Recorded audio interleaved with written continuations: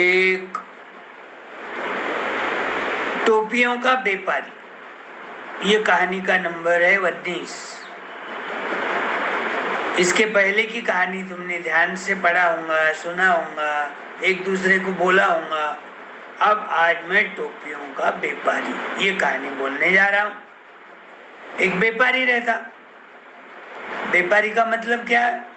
कोई भी चीज खरीदना, बेचना, कम कीमत में खरीदना, ज्यादा कीमत में बेचना, और जो फायदा होगा वो पैसे से अपना घर चलाना। कोई किराने का व्यापारी रहता, कोई कपड़े का व्यापारी, कोई सोना चांदी का व्यापारी। वैसा ये इसको कोई दुकान नहीं था। ये जो व्यापारी था ना, टोपियों का व्यापारी था, टोपियां बेचता था। टोपी मालूम है? कैप व्हाइट व्हाइट रहती, सिर पे पहनते, धूप से बच जाते। छोटे गांव में सारे लोग टोपी पहनते। तो ये क्या करता था, एक गांव से दूसरे गांव में टोपियां बेचता था।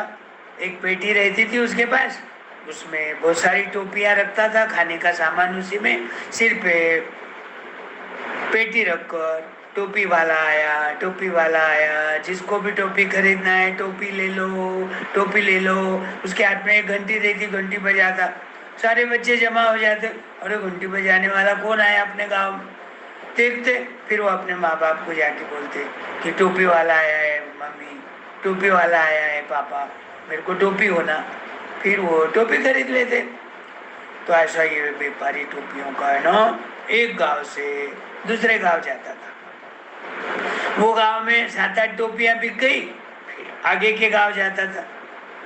1-1 किलोमीटर पे ही गांव रहते, और गांव को कोई रास्ता है नहीं, ऐसा छोटा रास्ता रहता जिसको पगडंडी बोलते। सड़कें नहीं थी। ये सारी कहानियां पुरानी है। तो वो पैदल पैदल जाता, दूसरा गांव आ गया कि वहां बजाना शुरू कर देता घंटी। उसके हाथ में बेल रहती, घंटी बजाता, टोपी वाला आया, टोपी वाला आया, जिसको भी टोपी लेना है ले लो भाई, सफेद सफेद टोपी है और धूप भी नहीं लगेंगी, उसके बाद अच्छा भी दिखेगा, उसके ऊपर फोटो भी निकाल सकते हैं आप टोपी पहन के, सुंदर दिखोगे, कुछ भी मन से बोलते रहते। सारे बच्चे जमा हो जाते।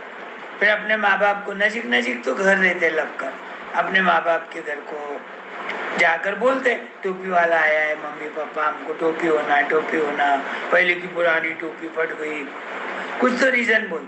अब वो टोपी वाला एक जगह बैठ जाता, उनको मालूम है बच्चों घर जाएंगे, पैसे लेके आएंगे, अपन टोपी उनको देंगे, जितनी बेच बिकेंगी फिर आगे के घर जाएंगे दूसरे का।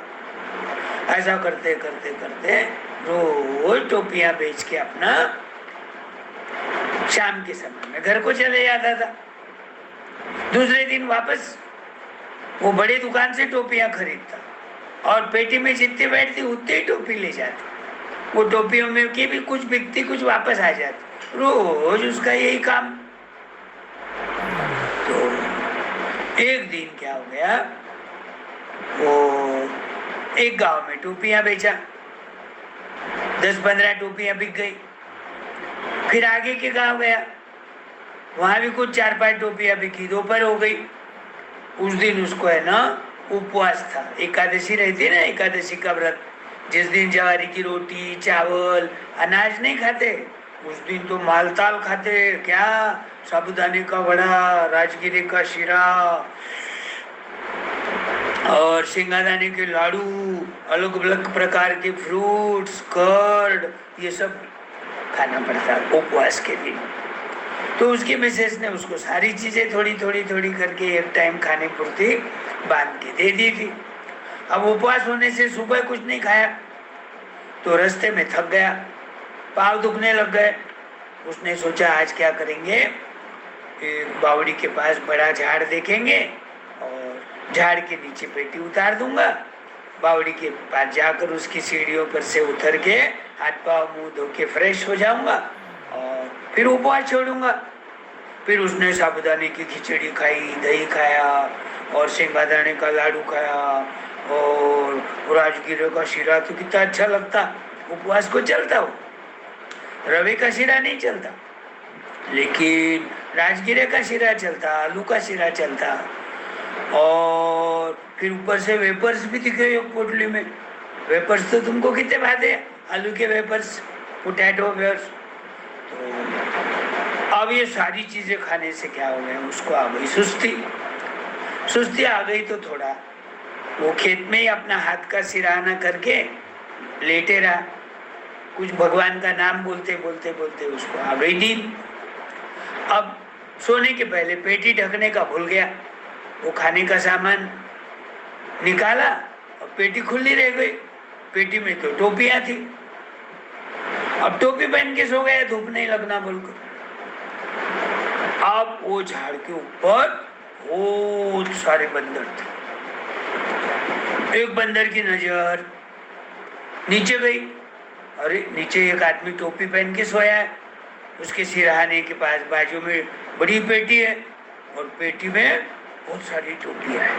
वो बंदर आपस में क्या करते, बातें करते। उनकी बातें उनको समझ में आ जाती, अपने को नहीं समझता, उसकी भाषा अपने को नहीं समझता, अपनी भाषा उसको नहीं समझती, लेकिन उनकी भाषा तो समझती।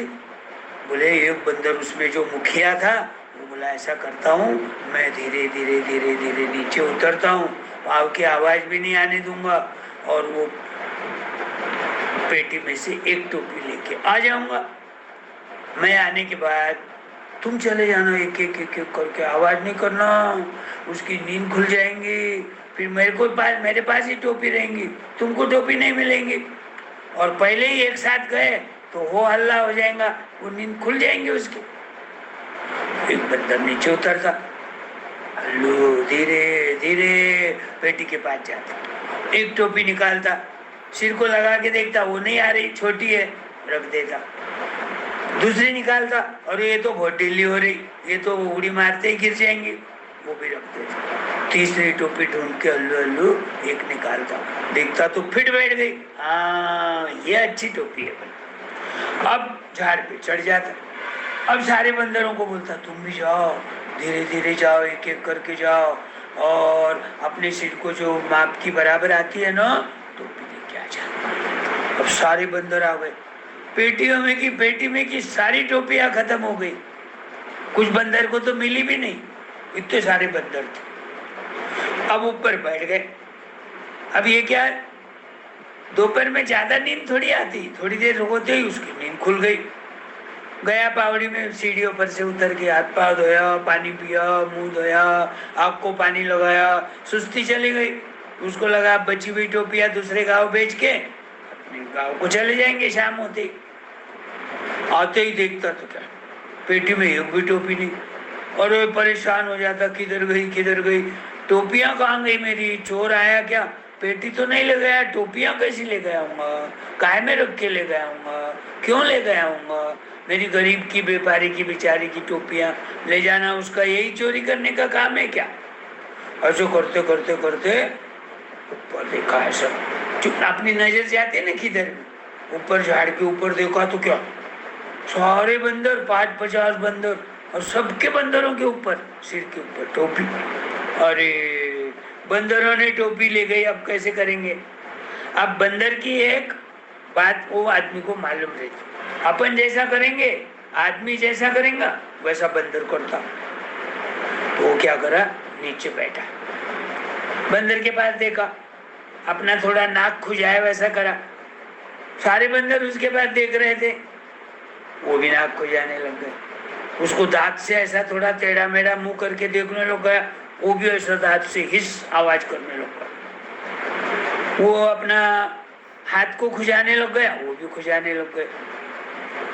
सिर को मालिश करने लग गया, वो भी टोपी निकाल के सिर को मालिश करने लग गया।